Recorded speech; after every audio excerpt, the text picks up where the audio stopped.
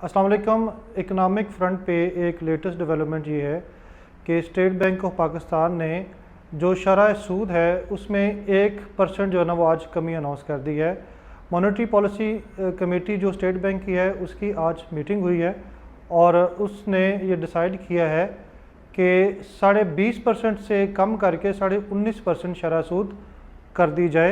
इस शरह सूद की कमी का इकोनॉमी और रियल स्टेट पे ऊपर ख़ास तौर पे क्या इम्पेक्ट होता है वो आज हम इसका तज्जिया करेंगे।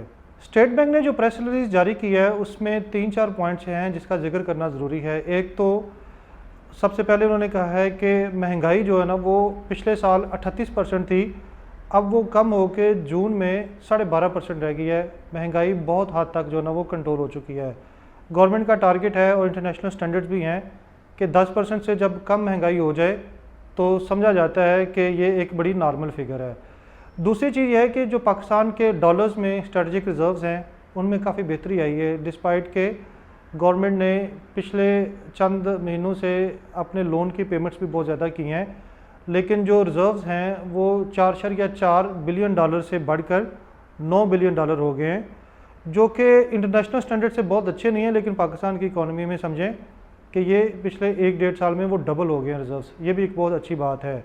तीसरी चीज़ ये है कि ओवरऑल इकनॉमिक इंडिकेटर्स जो है ना वो बहुत अच्छे हो रहे हैं। पाकिस्तान का जो ट्रेड और बजट डेफिसिट था वो आस्ता आस्ता कम हो रहा है और स्टेटमेंट में ये भी कहा गया है कि हम इकनॉमिक एक्टिविटी के रिवाइवल के लिए पूरी कोशिश कर रहे हैं और उनमें सबसे अहम स्टेप ये होता है कि बैंकों में जो पैसा लोग जो है ना वो डिपॉजिट करवा के वहाँ से मुनाफा ले रहे थे, अब वो पैसा जो है ना वो मार्केट में आना चाहिए और वो पैसा जो है ना वो इन्वेस्ट हो, किसी भी सेक्टर में हो। लेकिन जब पैसा बैंकों से निकलता है तो उसका सबसे प्राइमरी जो टारगेट होता है या प्राइमरी उसकी जो डेस्टिनेशन होती है वो रियल स्टेट होती है। जब शरह सूद आज से 3 महीने पहले 22% से कम होके 20.5% आई तो प्रैक्टिकली आपको अंदाज़ा है कि बैंक जो है ना वो 20.5% नहीं दे रहे थे, वो 15-16% दे रहे थे, बाकी वो खुद रख लेते हैं ना। तो 15-16% में हमने देखा है कि लोगों ने पैसा बैंकों से निकाल के रियल स्टेट में इन्वेस्ट किया है। गो के वो बहुत ज़्यादा फिगर्स नहीं है, मारदार नहीं है, लेकिन एक सिंबॉलिक इसका इम्पैक्ट आया था और अब 1% मज़ीद कम करने से हम ये एक्सपेक्ट कर रहे हैं कि ये पैसा रियल स्टेट में ही आएगा। ये इन्वेस्टमेंट का बेहतरीन टाइम है। रेट आप समझ लें कि पिछले 5 साल में अगर रियल स्टेट के रेट्स का अंदाज़ा लगाया जाए तो बॉटम है। ये सबसे कम रेट हैं जो आजकल आपको किसी भी प्लॉट के किसी भी सोसाइटी में किसी भी शहर में मिल जाते हैं। लेकिन जब इसका रिवाइवल होना है, ये बहुत अच्छी बात है कि इसका रिवाइवल जो है ना बड़ा ग्रेजुअली हो रहा है।